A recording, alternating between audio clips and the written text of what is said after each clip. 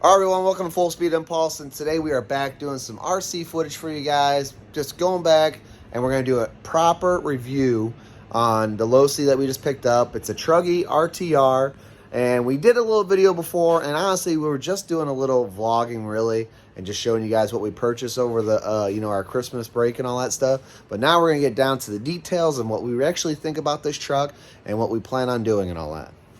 So first things first, this truck coming out of the box is exactly what it looks like here.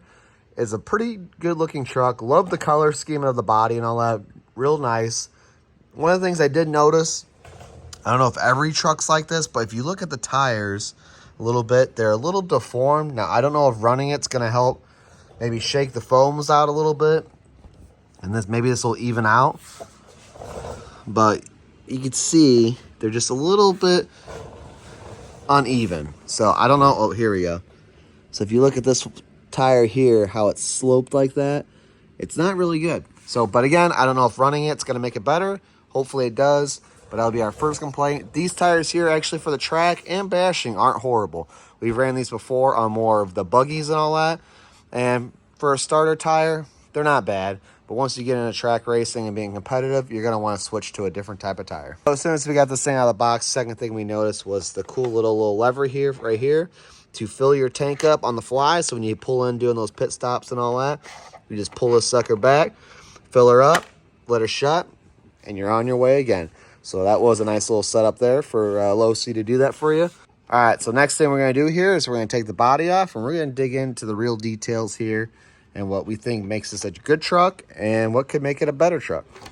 So obviously, this is an RTR. There's a reason why you pay what you do for this thing, and difference in price between a race truck and this truck here as far as building one.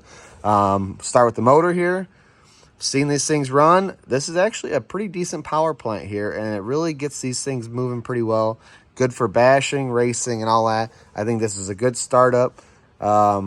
The only thing I've seen that people were having issues with these is that this pipe here seems to come undone, and a lot of people are just going to an aftermarket exhaust system on these things, and that's pretty much what we're probably going to end up doing.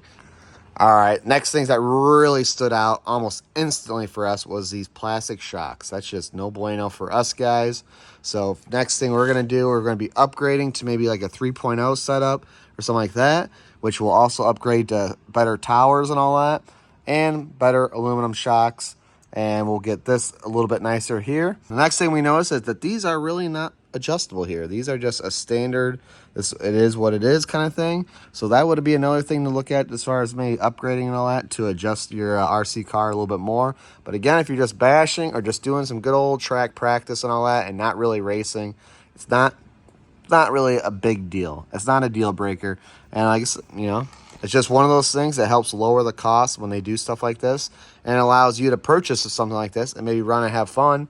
And as time goes on, whether you break stuff or just want to upgrade, it makes it to where you could make the RC car better instead of having to spend that full big price right off the bat.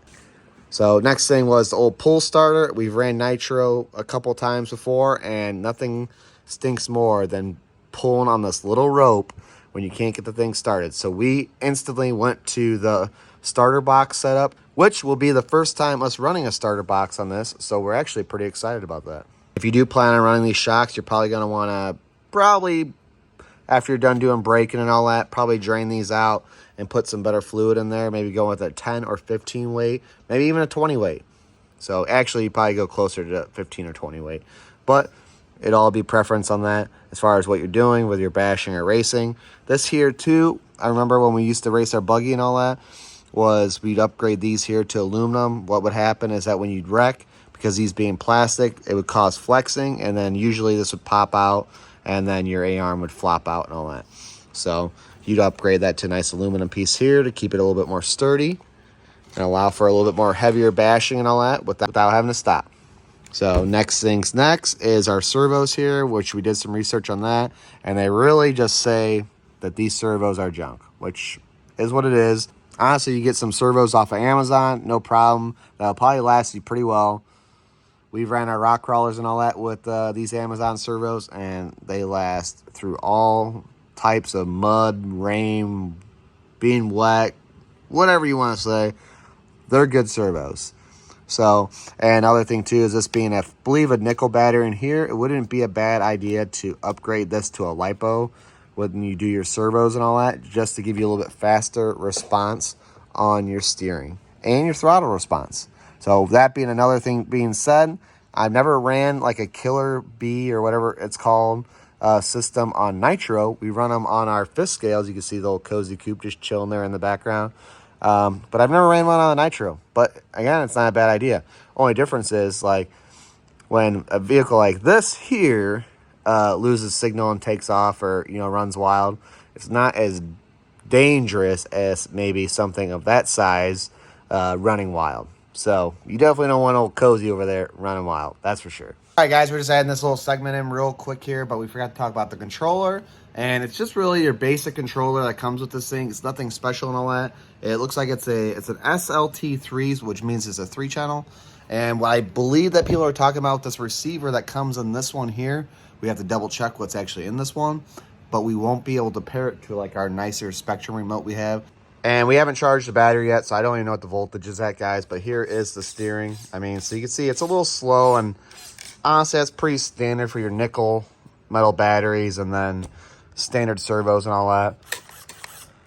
But in my opinion, it does seem a little slow, so not a big deal. We'll get it charged up. Hopefully, it's a little bit faster. It gets through all the break-ins and all that. And then when we're ready to upgrade, we could put a LiPo battery in there and some nicer servos and all that good stuff. But I want to also add in too, real quick, is that one of my fears of not running like a Killer B system or something like this. So here's a scenario I think about. What if this servo glitches on me and decides to just say, hey, I'm going directly wide open and I don't have any control over it. Now I'm stuck pinned wide open.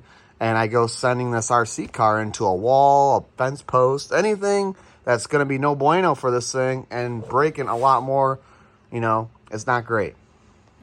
So probably some other video, we'll probably be installing some type of Killer B system in this thing or something along those lines to be kind of safe.